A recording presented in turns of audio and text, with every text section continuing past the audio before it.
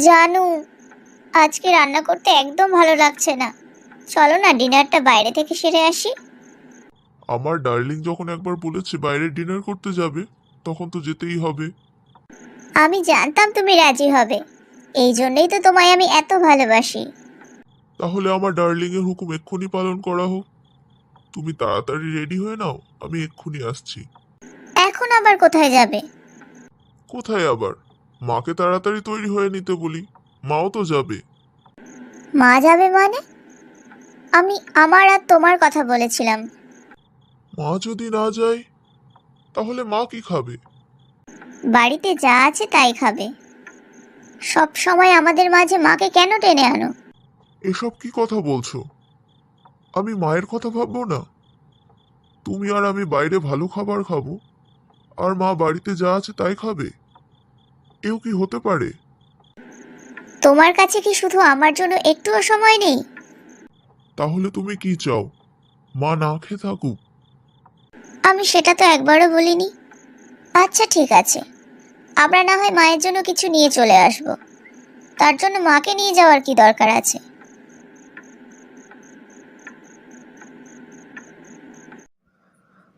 অনেকটাই তো বেলা হয়ে গেছে মনে হচ্ছে। বৌমা কি আজও আমায় খেতে দিতে ভুলে গেল? না খেলে তো ওষুধগুলোও খেতে পারবো না।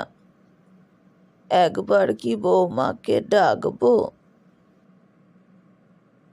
না, আর একটু না হয় দেখি। পারুল, মায়ের খাওয়া হয়ে গেছে? তুমি আমাকে কি মনে করো বলো তো? ওই বয়স্ক মানুষকে আমি এত বেলা পর্যন্ত না খাইয়ে রাখবো? না না, আমি সেটা কখন বললাম? আমি তো জানি তুমি আমার মায়ের খুব ভালো খেয়াল রাখো। আমি জানি তুমি মনে করো আমি তোমার মাকে সব সময় কষ্ট দিই। তুমি আমাকে ভুল ভাবছো। আসলে মায়ের বয়স হয়েছে, তাই মাকে নিয়ে একটু চিন্তা হয়। অত চিন্তা করার কি আছে? তোমার মা তো আমারও মা। খিদেও তো খুব পেয়েছে। একবার না হয় বৌমাকে ডেকেই দেখি।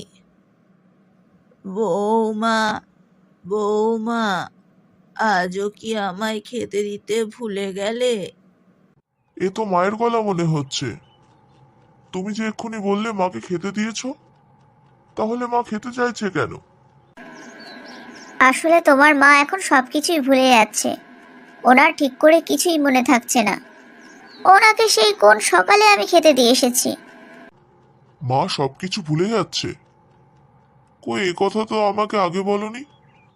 এখন উনি সত্যি করে ভুলে যাচ্ছেন নাকি ভোলার নাটক করছেন, সেটা আমি কি করে বলবো? মানে, কি বলতে চাইছো? মানে আবার কি? আমাকে কথা শোনানোর জন্য এরকম নাটকও তো করতে পারেন।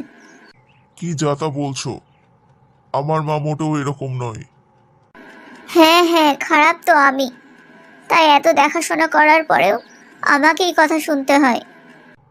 ওহো, আবার কান্নাকাটি শুরু করলে কেন? আমি সেরকম কিছু বলেছি? ঠিক আছে, মা কি বলছে আমি দেখছি। মা, তুমি ডাকছিলে? হ্যাঁ রে বাবু, ডাকছিলাম।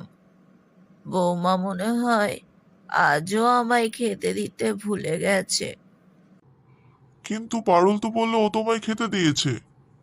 তুমি নাকি আজকাল সবকিছু ভুলে যাচ্ছ। আহ, বৌমা আমায় খেতে দিয়েছে আর আমি সেটা ভুলে গেছি। তাহলে হয়তো তাই হবে, আমিই ভুলে গেছি। ঠিক আছে, তুই যা, তোর দেরি হয়ে যাচ্ছে। তোমার কি আবার খিদে পেয়েছে মা? পারুলকে বলবো তোমায় খেতে দিতে? না না বাবু, এবার খাবার কথাটা মনে পড়ে গেছে, তাই পেটটাও ভরে গেল, আর খেতে লাগবে না। আমি আসছি। ঠিক আছে, সাবধানে যেও।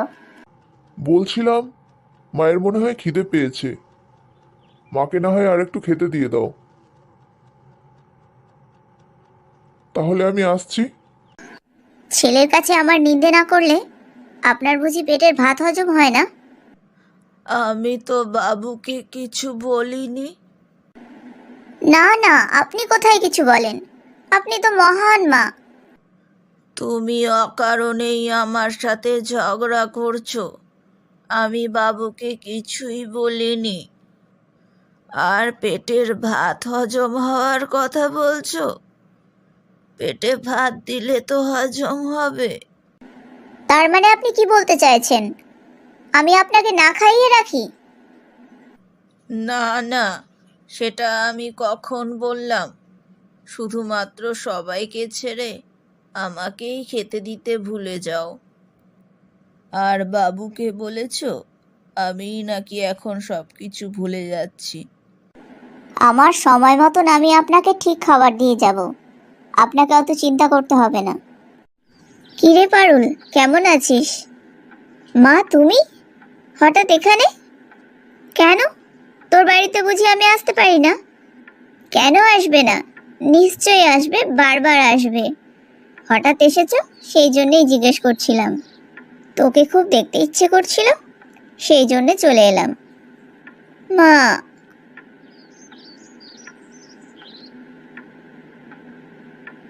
তারপরে বল, বাড়ির সবাই কেমন আছে? সবাই ভালোই আছে। এইভাবে বলছিস কেন? কেন আবার, জানো না নাকি? ওই মহিলাকে নিয়ে আমি আর পারছি না।